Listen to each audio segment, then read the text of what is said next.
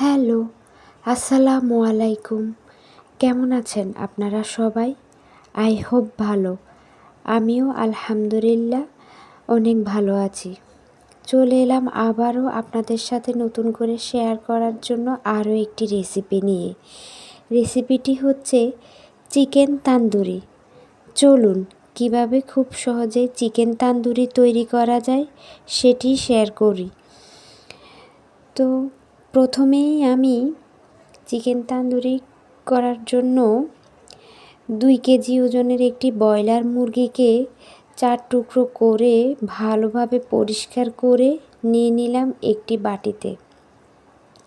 এখন আমি ছুরি দিয়ে হালকা করে কিছুটা ভিতর থেকে দাগ কেটে নিব, যেন মাংসগুলির ভিতরে খুব ভালোভাবে আমি যে মশলাগুলি এবং সসগুলি দিব সেগুলি ভালোভাবে প্রবেশ করে।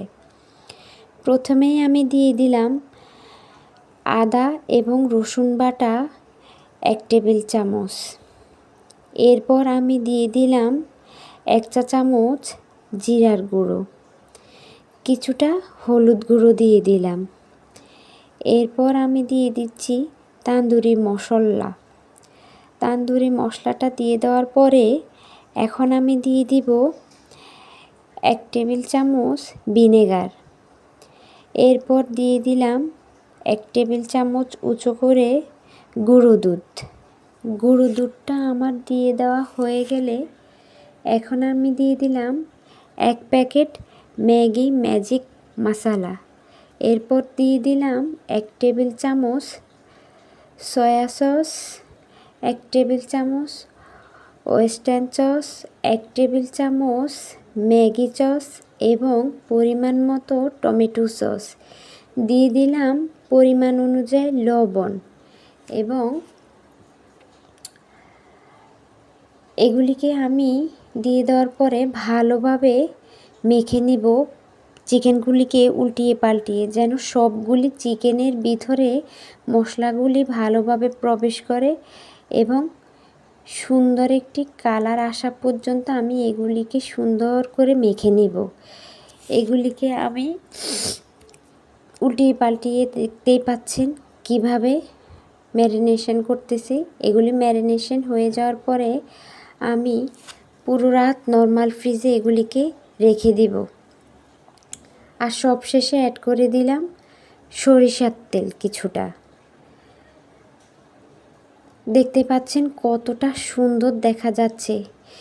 এই সবগুলো উপকরণ দিয়ে মাংসটাকে মাখার পরে খুব সুন্দর একটি ঘ্রাণ আসছে।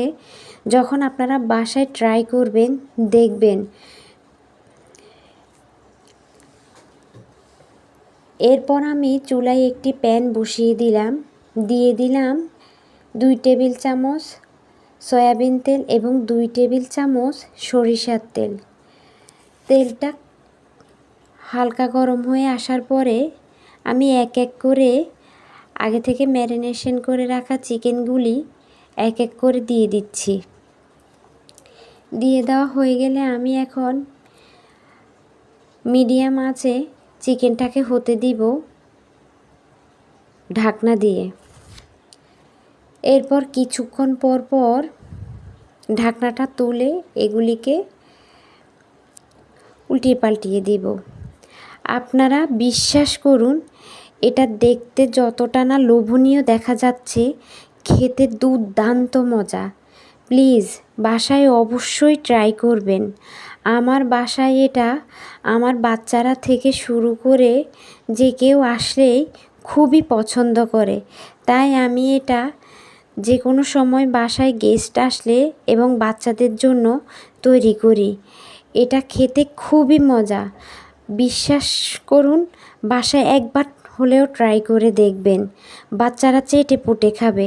এবং এই চিকেন তান্দুরির সাথে আমি একটা ভেজিটেবল করে আপনাদেরকে দেখাবো। এই চিকেনগুলিকে ম্যারিনেশন করার পরে অবশিষ্ট যে ঝোলগুলি ছিল মশলার, সেগুলিকে আমি চিকেন ফ্রাই করা সেই তেলগুলির মধ্যে এখন দিয়ে দিলাম। এরপর আমি এখানে দিয়ে দিলাম আগে থেকে কেটে ধুয়ে পরিষ্কার করে রাখা কয়েক ফালি পেঁয়াজ।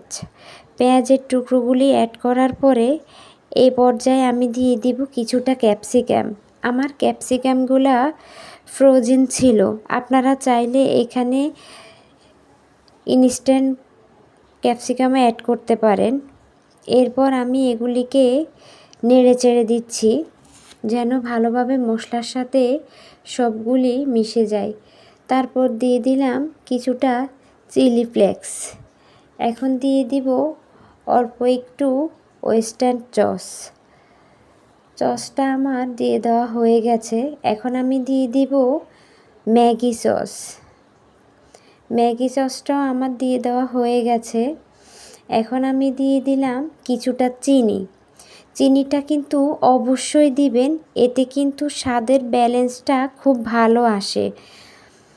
আমার চ্যানেলটিতে যদি নতুন হয়ে থাকেন তাহলে প্লিজ অবশ্যই আমার চ্যানেলটি সাবস্ক্রাইব করবেন এবং পাশে থাকবেন। আর যারা আগে থেকেই আমার পাশে আছেন তারা অবশ্যই আমার পাশে থাকবেন এবং অবশ্যই একটি করে কমেন্ট বক্সে কমেন্ট রেখে যাবেন। দেখতেই পাচ্ছেন আমি কিছুটা সয়া সস এবং টমেটো সসও দিয়ে দিলাম।